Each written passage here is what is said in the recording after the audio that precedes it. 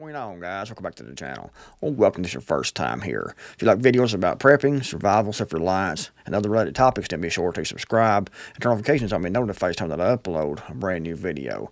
Guys, I've been into prepping for a long time. I've talked about some of my past before, but I've been into prepping for a long time, and this here is a little bit of proof of that. I subscribed to Kurt Saxton's U.S. Militia magazine back in 1993. I was into prepping before that, actually.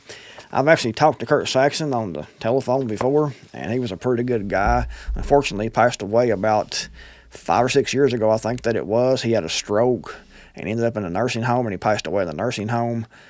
He was, like I said, a pretty good guy, I think. I've talked to him, like I said, on the phone a few times back when I was younger, and he was very interesting, that's for sure, and he was very opinionated, and he liked chemistry, and he liked making things that would go boom. And that's kind of what these old magazines are about, is defending your neighborhood. That was his thing, defending your neighborhood. You want to be an asset to your neighborhood, and you want to be able to defend your neighborhood. And he tried to focus on things that wasn't firearms related, like making things that go, you know, IEDs and things like that.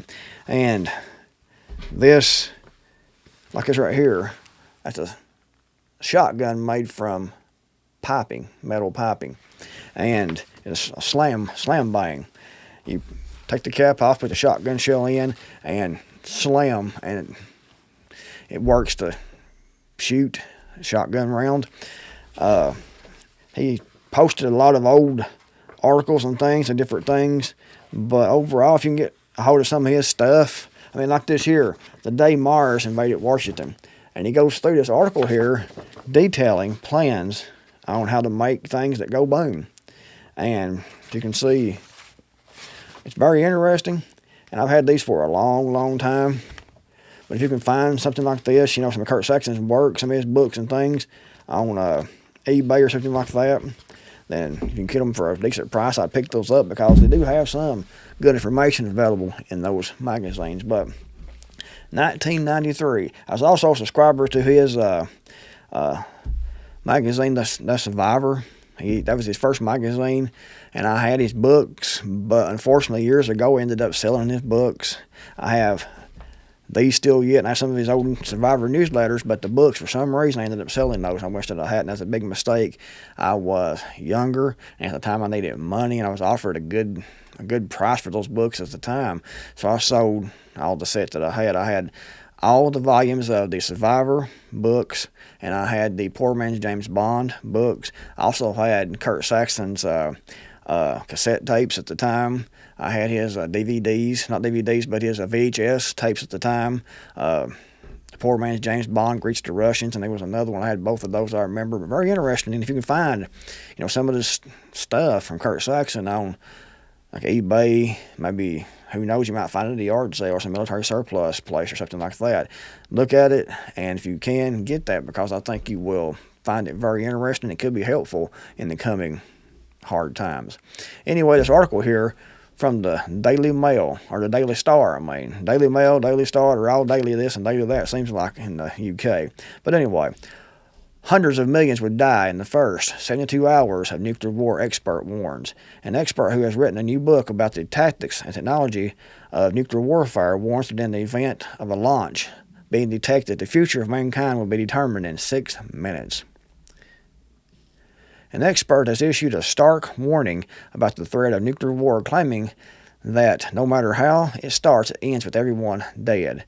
And everyone wouldn't die. A lot of people would, but definitely not everyone, because some people, like the federal government, and some of these people, these mega rich people, has built massive underground complexes and bunkers, and they would no doubt probably make it because they prepared for that. The federal government has used taxpayer money. They have used money they haven't even gotten yet, by printing that up and causing more inflation, but they've used that over the years to build massive bunkers and complexes on the ground to protect themselves from, you know, nuclear war.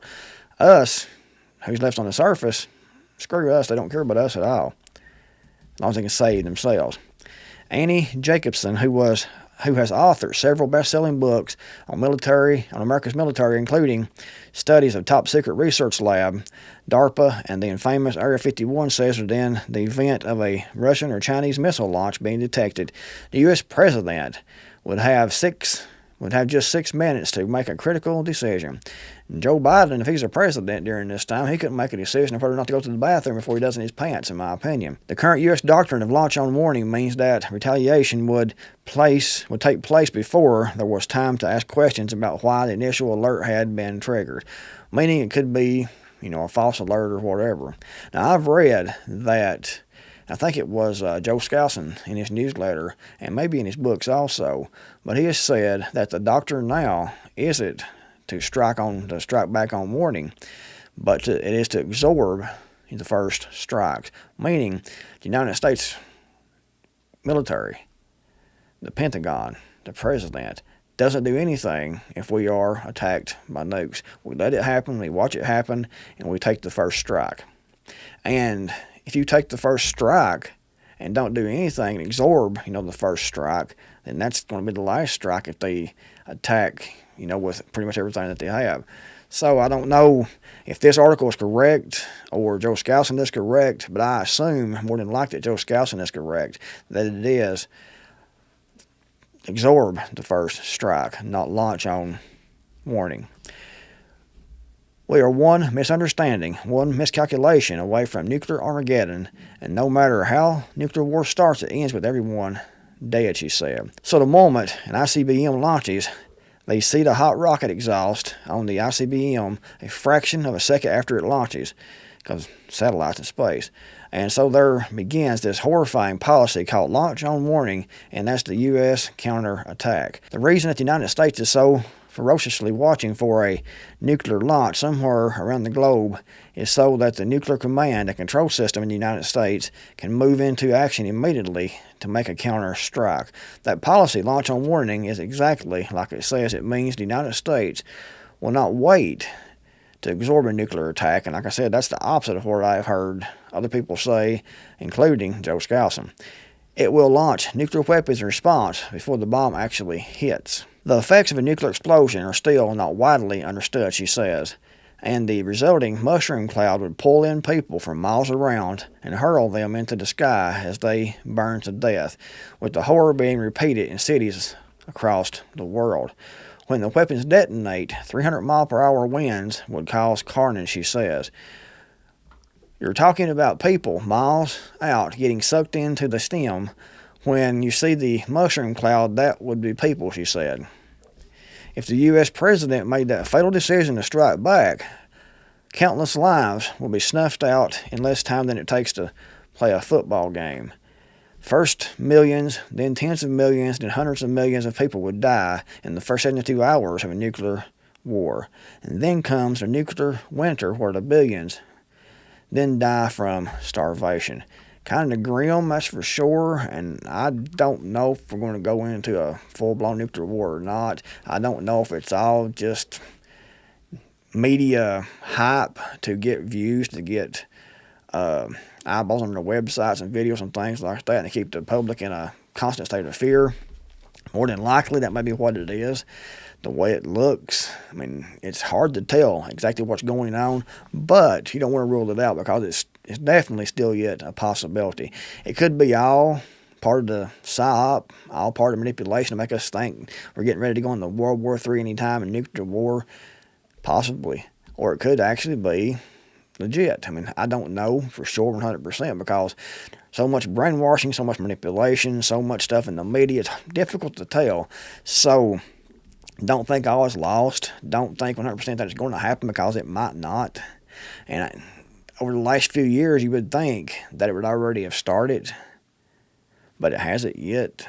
All we keep hearing about is the possibility and the destruction that would come to keep everyone fearful, keep everyone looking over here when the southern border is wide open, when our northern border is wide open, when we keep having trillions and trillions of dollars put out, massive inflation, the economy, crime going through the roof.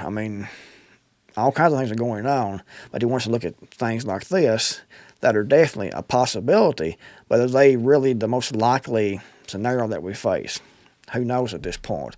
But it's still a smart idea, in my opinion, to think about it and to try to prepare for it the best that you can. Now, if it's a full-on nuclear war where all the nuclear warheads are shot, more than likely you're not going to make it. Unless you have massive bukus of money to put into it, to build massive shelters, infrastructure, and stockpile, then you might be able to make it. Like Zuckerberg in Hawaii, like the United States government that has been building bunkers and shelters and things, deep underground facilities for them and their families, but not for us. They'll probably make it. That's one reason they don't care, to kill everyone else, because they're going to be deep in those bunkers and they know it. But now if it was a surprise launch and hypersonic missiles, can get here very, very quickly, they're going to have, all these people going to have time to get to their bunkers? Probably not, because it takes time to go from point A to point B. If you have like Mark Zuckerberg from Facebook, and if he's on a trip somewhere away from Hawaii, and it was actually a surprise attack, then he wouldn't know it anyway until he was already gone, like the rest of us, because he wouldn't have time to get to that bunker. So that leads me to believe that they all are planning this, and they may be planning to be in these bunkers because they know what's going to happen, and then wipe the rest of us off the face of the earth to get rid of everyone. And they might not even use nuclear weapons. They might use other type of weapons that are just as powerful anymore that can take out, entire cities. So they may be in their bunkers, they may take out entire cities, they may come out and not have all the radiation, but they'll definitely have massive depopulation. Who knows what they're planning? But we do know, if you read their literature, the elites, the powers that be, the people who actually run the world, they want massive depopulation because they see us as useless eaters. We're taking up their resources. We're breathing their air, taking up their space. They see us like we see, a roach, a cockroach, just to be stamped out. Well, guys, I didn't have, a whole video planned. I saw this article and thought it was interesting. Thought I would share it with you all today. Hope you all have a great Easter Sunday. And if you liked the video, give it a big thumbs up. Thanks for watching. I'm the Creekmore Manager, and I'll see you all in the next video, hopefully.